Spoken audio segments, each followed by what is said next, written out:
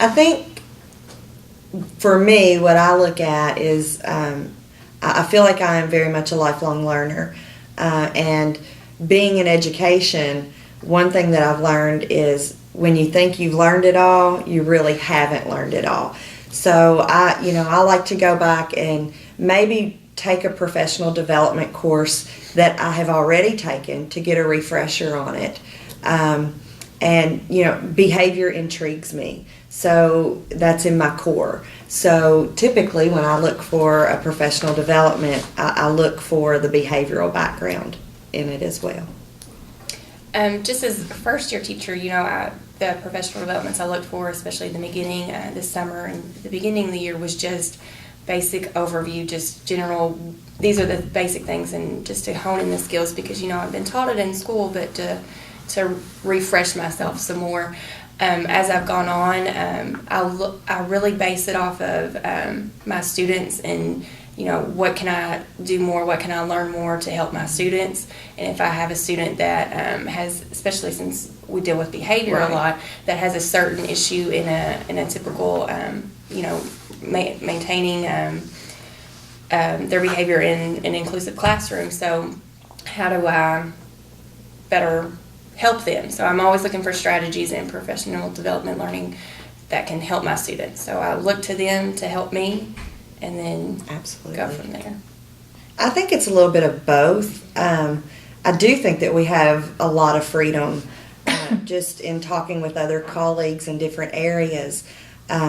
I think that we have a lot of freedom to choose what we want to do, but I also think that we have a lot of input about what's out there, particularly in this county, because I know, at the end of the year or midway through, we'll start getting emails saying, what is it you're looking to learn more about, and how can we help you?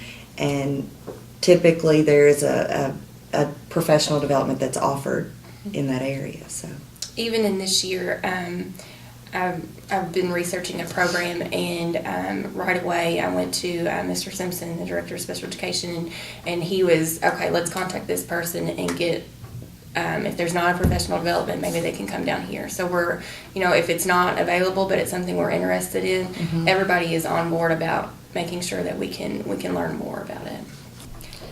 I don't think I have ever been told, had the feeling that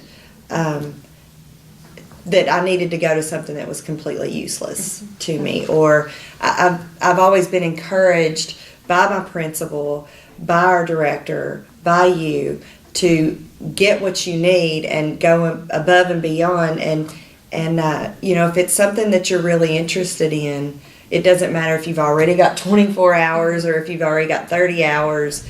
If it's going to help you help your students, then you're going to go to it. And our department is really good.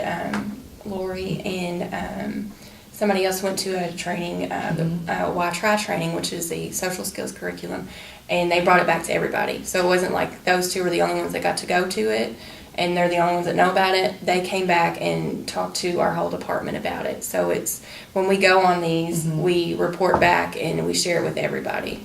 In most recent years, I feel like we're really encouraged to go to things that are going to be useful to us, and that it's going to be something that's going to have longevity for us. We just finished an autism cadre that initially it was going to be 2 years, and it turned into 5 years. So we've just completed that this year, which felt like a huge accomplishment. But the material that we got there and the resources that we got there are invaluable. So, and it led us to other opportunities. I think for me, probably a workshop atmosphere where we're really getting into the material and we're able to talk about it and discuss it as we go along. For me, just sitting and watching a video or sitting and listening to somebody all day long, I start to lose my attention. So I think I get more out of things that I can practice applying it with a small group of colleagues. And I agree. I think the more you interact with people, if it's just at the district, if it's our mentoring relationship, because we can bounce ideas off of each other, and in the small group like workshop session, if you are there and you're learning about it, being able to apply it. And I went to one where we were told to bring actual like materials from a student. So we got to work while we were there on what we were learning about, but it applied to one of our students. It wasn't just a fictional student that was made up. It was one of our students, and we really got to apply and see how, okay, this is what we do. So those are the best types, I feel like, for me. I think the classroom management I think it's, every day I'm trying something different. It just depends. When you're working with students with behavior disorders, what worked yesterday may not work today. So you just always got to be prepared to make that change. So as far as the classroom management, we'll do individual, we'll do small group, we'll try whole group. Something might work for 2 weeks, and then one day it blows up. So, that's a difficult question for me. One of mine is time management, because we only have so much time in our class periods each day to get in what I really need to do for math, or what I really need to do for reading with those kids that I have during that time. So being able to stick to a schedule. But it's always changing, and it's never the same, and it's always changing. And what I think one kid, okay, we've already covered that. We'll be ready to go. No, we're going back over it and redoing. So kind of that time management is something that I've really had to work on this year, and have used some strategies and brought back in. I think though, for the kids that we're talking about, just having that be firm, fair, and consistent, and that goes back from the start of time.